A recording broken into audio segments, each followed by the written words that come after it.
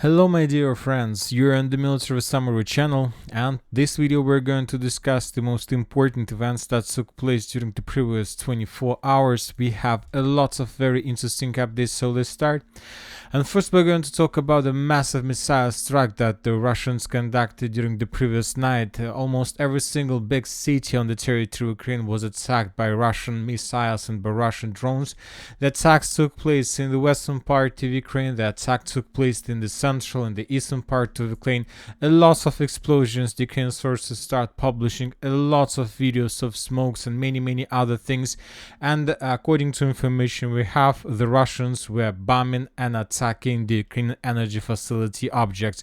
So the Russians were trying to create blackout for Ukraine, and the sources are saying that this is something like an act of revenge that we've been expecting during the 24th of August, during the Ukraine Independence Day.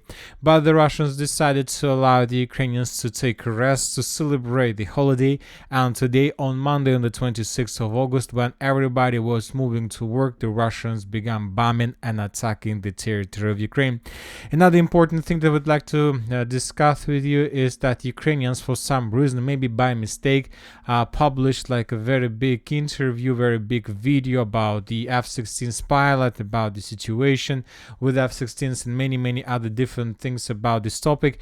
And the Russians managed to discover the positions, that not more precise, not the positions, but the depot where the Ukrainians are hiding F-16s, and according to information we have, the Ukrainians are keeping or are hiding their F-16s in the city of Ivano-Frankivsk, somewhere in the southwestern part of the city.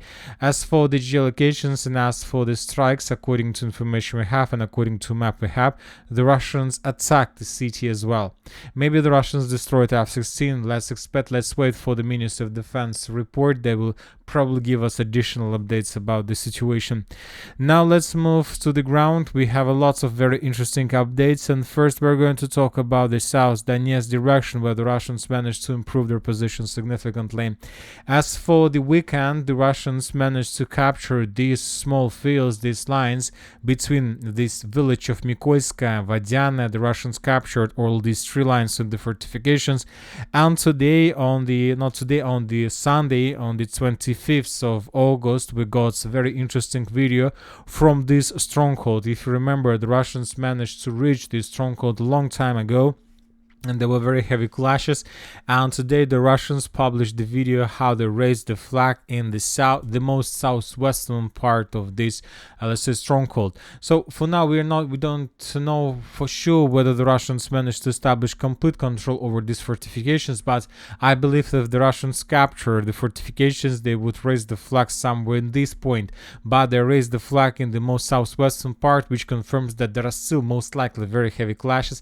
Maybe during the 26th of August the Russians will capture the stronghold completely, but as for the end of the 25th of August, the Russians just entered this territory. The Russians continue bombing and attacking the Ukrainian forces in the same area. For example, in this video we can see how the Russians were bombing and attacking the Ukrainian positions to the south of the village by the name of Vadiana. So, and today also some Ukrainian sources stated that the Russians began a very powerful and very huge assault operation towards the city of Ugledar. For now, we still haven't received anything that can confirm this, whether the Russians began this offensive or not, but anyway we understand that most likely this offensive is about to begin, and most likely TO524 would be captured by the Russians, and the cities and villages along the road would be captured by the Russians in the very near future. So this territory from Vadiana to Ugledar, Mykolaiska, most likely the days of this territory are numbered. Now let's move to Konstantinivka. We have a lot of very interesting updates, and as you can see we have adjusted the map as well. The Ukrainian sources and the Russian sources published lots of video and materials and data about the situation in the vicinity of the village. In this video, for example, we can see how the Russians were bombing and attacking the Ukrainian force in Ukrainian positions with artillery, and then it's like something like artillery preparation, and then the Russian soldiers began clearing these tree lines. And some of the episodes of this assault were geolocated exactly in this point, and based on this video a lot of map mappers first adjusted the territory along this tree line. But later, also yesterday on the 25th of August, in the evening, the Russian sources published another video, and in this video we can see how the Russians managed to walk through the tree lines and to reach the farms that located in the southern part of Konstantinivka. And in this video we can see the Russians who were entering the village, and then the Russians raised the Russian flag. Of course, the place where the flag was geolocated, and based on this video most of the mappers have adjusted their maps, adding and including additional territories in the southern part of Konstantinivka to the territory of Russian control. As for pro-Ukrainian sources, they stated that the Russians managed to improve their positions even more and to capture dozens of buildings to the north of the farm. So the streets, Chkalova Street and Shevchenko Street, that located the buildings and the structures on the Chkalov and Shevchenko Street that are located in the eastern part of Konstantinivka, according to pro-Ukrainian sources, were also captured. Now let's move further. Let's talk about the Pokrovsk direction where the Russians continue their offensive operation. First of all, the Russians destroyed or continue destroying Ukrainian logistics. Today we got the fresh satellite pictures. According to them, the Russians destroyed the bridge, the bridge of M30 road that Ukrainians were using to supply and support their forces in Selidova and inside of this artillery pocket. As you can see, we have a lot of videos, a lot of videos with drones, how the Russians were attacking and destroying the Ukrainian armored vehicles and tanks. A lot of geolocated episodes. The Ukrainians suffer significant problems with this. We see, and this is the most important, that Ukrainians show no electronic warfare resistance to the Russians. The Russians see no problems, and of course this is something like Russian tactics. The Russians used to use a little bit different tactics. First, they were sending Marines or stormtroopers that were capturing the territories, and then the regular army was moving to these territories. But now the Russians are using completely different tactics. The Russians are sending drones as deep as possible along the main supply roads on the territory of Ukraine, and the Russians began bombing and attacking everything that moves, and while the main Russian forces are moving towards the same direction. So the Russians decided to improve the tactics. By the way, the Ukrainians are using these tactics with the Marines and stormtroopers in deep rear right now in the Kursk direction, and this is the main problem of the Ukrainians, because they start suffering significant losses due to the fact that the Russian main army arrived, and the Russians with their artillery are not giving the Ukrainians the possibilities to bring regular army to the edge lines. As for this direction, it's better to increase the numbers of dates, as understand from the 1st of August, and this will allow us to understand the number of terror that the Russian drones conduct in this direction. Dozens of vehicles, dozens of tanks, light vehicles, cars have been destroyed by the Russians since the beginning of August, and obviously this is not the final picture. There are still a few days till the end of the August, and most likely we're going to receive much more destroyed vehicles and personal carriers of armed forces of Ukraine. As for the village of Kalinova, we still haven't received whether the Russians managed to capture the village or not. The only thing we have is that Kalinova is in pincers, and the Russians are moving further, trying to force the Ukrainians to fall back. Now let's talk about Novohrodivka. We have a lot of very interesting updates from this territory. The Russians are moving, and the Russians are already in the central part. Some sources are saying that the Russians managed to establish complete control over the railway bridge that located in the southwestern part of the city. So summarizing everything, we can make a conclusion that currently the Russians have already established complete control over something like this. Obviously this is significant progress of the armed force of Russian Federation. We are waiting, expecting for additional geolocations that can confirm this. As for now, we just have lots of videos of destroyed Ukrainian vehicles. For example, in this video we can see maybe a civilian who was filming destroyed and damaged Ukrainian tank. In this video we can see the process, the artillery preparation before the Russians began full-scale offensive, and most likely this is the first video when we can see how the Russians were bombing the city itself itself. The sources are saying that the city of Novohrodivka wasn't damaged at all. The Russians almost capturing completely undamaged city, which confirms that the civilians after the end of the battle will be able to return back to their homes. As for different mappers, the pro-Ukrainian mappers show additional progress on this. Cloud was captured by the Russians during the previous 24 hours, the cloud in the vicinity or around the football field. And as for pro-Russian sources, of course, they always show much bigger progress of the armed forces of Russian Federation. According to pro-Russian sources, the Russians reached the railways. So I believe that we can start counting days of Novohrodivka. Soon the city is going to fall. Maybe the Ukrainians will be able to hold their lines for a little bit around the landfills that located in the northwestern part of the city. So I'm talking about this part. Maybe they will be able to hold for a while. We don't know for sure, but maybe they will be able. Now let's move to the Toretsk, New York agglomeration. We continue receiving updates about the cauldrons on the territory of the agglomeration. I'll remind you that according to different mappers, there are still Ukrainians inside of the industrial zone that were blocked by the Russians. We still haven't received anything, whether it's true or just speculations. And today the sources reported about another cauldron that was created by the Russians along the Zalizna river and along this number of water reservoirs. So there are also Ukrainians. For now we don't know sure the number of Ukrainians, but the sources are saying that that's like 212th battalion and the 1st battalion, the 1st brigade were lost. So they're most likely they are located in this cauldron, and let's wait for additional updates.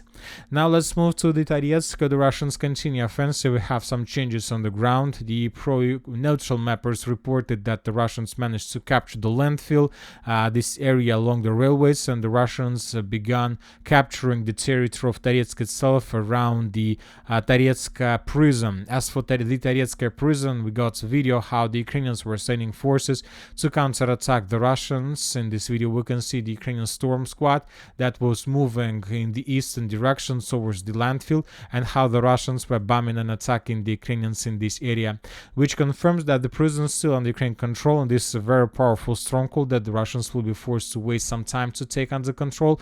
But the Russians are getting closer and closer. We got the video that confirms the edge Russian positions. In this video we can see the railways and some building along the railways that was FPV droned by the Ukrainians, and the author of this video claims that he was attacking, that the drones were attacking the Russian positions. And we also start receiving videos from the northern part of Toretsk. In this video we can see the Ukrainian tank that was damaged and destroyed by the Russian FPV drones. So this is the situation. Obviously there are still a lot of days of battle for Toretsk, but the city and the village of Druzhba is about to fall, and the territory around Toretsk is also about to fall. Chasiv Yar, according to different mappers, the Russians managed to improve their positions and to capture additional streets. So the Russians are moving despite the fact that lots of forces, a lot of brigades, battalions were redeployed from the Chasiv Yar direction to the Kursk direction. We see that the Russians continue advancing. Now let's move. The Russians are in the active phase of the storm of Fyodorovka, the city in the Siversk agglomeration, the most southwestern city in the agglomeration. During the previous 24 hours we got lots of videos of how the Russians were hunting and attacking the Ukrainians and the territory of the village, trying to destroy as many as possible positions. As for now we haven't received any updates about the progress on the ground, but the Russians are still preparing, and most likely very soon they will begin their offensive in this direction as well. Now let's move to the Kursk area. We have a lot of very interesting updates. Another multiple launch rocket system was destroyed by the Russians. They published the video of this from this angle, and according to the author it wasn't reported which type of multi-launch rocket system was destroyed, but probably of the Western production. As for changes on the ground in the Kursk direction, we have some changes in the vicinity of Borky.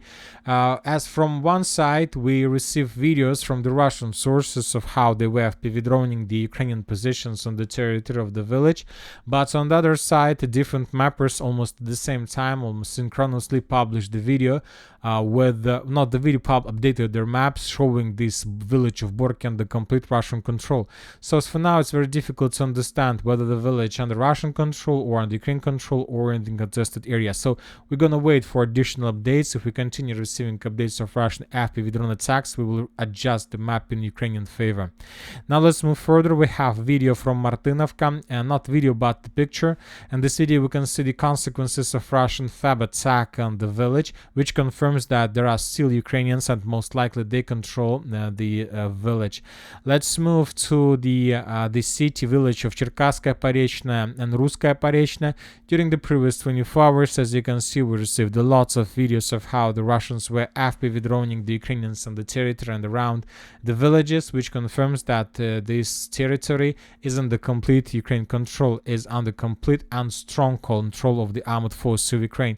It doesn't mean that the Russians are not planning to counter-attack. Most likely the Russians are going to do this in the very near future, but first the Russians need to finish with the redeployment of forces and regrouping. Most likely in a week or in a two the Russians will begin counter-attack. And obviously today the Russians conducted massive missile strike, which means that it's better to wait for the upcoming night, because as I understand, either the Russians are going to attack the upcoming night once again, or that was just one-time action. If it's just one-time action, so it's one development of the situation. If the Russians are planning to attack more, then this is going to be a completely different picture. The Ukrainians continue attacking the Russian small foothold in the village of Volgovka. Almost every single day we continue receiving updates of how the Ukrainians are FPV droning and attacking the Russian forces inside of this small block. The Russians are reminded counter-attack and restore control over high-rise, let's say, building of this village a few days ago, and now the Ukrainians are doing everything their best, trying to force the Russians to fall back. Now let's move to the north and to the Kiev direction, let's call it like this, because today we got very important statement from the Ukrainian Foreign Ministry. To avoid tragic mistakes, the Ukrainian Foreign Ministry saw a large concentration of troops and called on Belarus to withdraw the army from the border. The Ukrainian Foreign Ministry declared unfriendly actions by Minsk, stating a large concentration of Belarusian troops near the border of Ukraine, calling for them to be withdrawn to avoid tragic mistakes to a distance exceeding the range of the fire systems available to the armed forces of Republic of Belarus. And they know that this is the most important statement. They're calling Belarus to a distance to move their forces, to withdraw their forces to avoid tragic mistakes to a distance exceeding the range of the fire systems available to the armed force of Republic of Belarus. Why is that? The Belarusians have lots of systems, artillery systems and so on. The Belarusians have Iskanders. That distance is very big, as you know, and the most important, Belarusians have the multiple launch rocket system Polonez. And the Polonez system can attack probably the territory of Ukraine from the most northern part of this small republic, which confirms that according to the Ukrainians, they are demanding the Belarusians to redeploy their forces almost to the north, almost on the border with Lithuania and the Baltic states, which obviously impossible. So from one side, the Ukrainians are asking Belarusian forces to move back, but on the other side, they're asking to do to Belarusians something unbelievable and something that can never be, let's say, conducted and completed by these forces. So anyway, the escalation is going to continue most likely, and the sources are saying that despite the facts of the concentration of forces, most sources are saying that these are not even Belarusian forces, but Russian forces who are working and operating under the false flag. And that's it for this video. Military Summary channel reminds we condemn any violence in the world. Thank you for watching. Subscribe to my channel, put your likes, join my Patreon, and have a good day. Bye bye.